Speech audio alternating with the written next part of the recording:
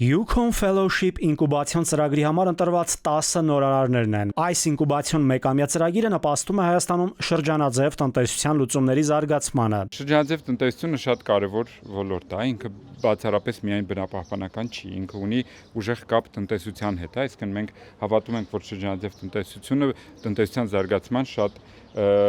լուրջ հենասյուն կարող է դառնալ։ Yukon ընկերության համար կարևոր արժեքներ են կանաչ տեխնոլոգիաները եւ կայուն մոտեցումները։ Երբ խոսում եք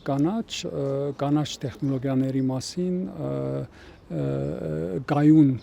այսպես ասած, մոտեցումները բիզնեսում շատ կարևոր են այն առումով, որ իրենք արժեհամակարգ են։ Արժեհամակարգի մասին երբ խոսում ենք, ինքը ստեղծում է մտածելակերպ, որը հիմքում կա կանխատեսելիություն եւ կա ինչ-որ մի այսպես ասած վստահություն։ Yukon-ի հետ համագործակցությամբ Fellowship ծրագիրը կտրամադրի նորարարներին այն գործիքները, որոնք անհրաժեշտ են թափոնները արժեքի վերածելու եւ գաղափարները մասշտաբային բիզնեսների վերափոխելու համար։ Կուզեմ շեշտեմ մեր օրինակ հաղթող գաղափարը, որը որ ջրի էներգիայից ստեղծում էր էլեկտրոէներգիա, այսինքն էներգիայի խնայողության շատ լուրջ կոնցեպտ էր եւ ինչն էր հետաքրքիր, որ շատ ճկուն մտածողությամբ ինքը կարողացել էր այդ մոդելը մի քանի մակարդակում գտնվող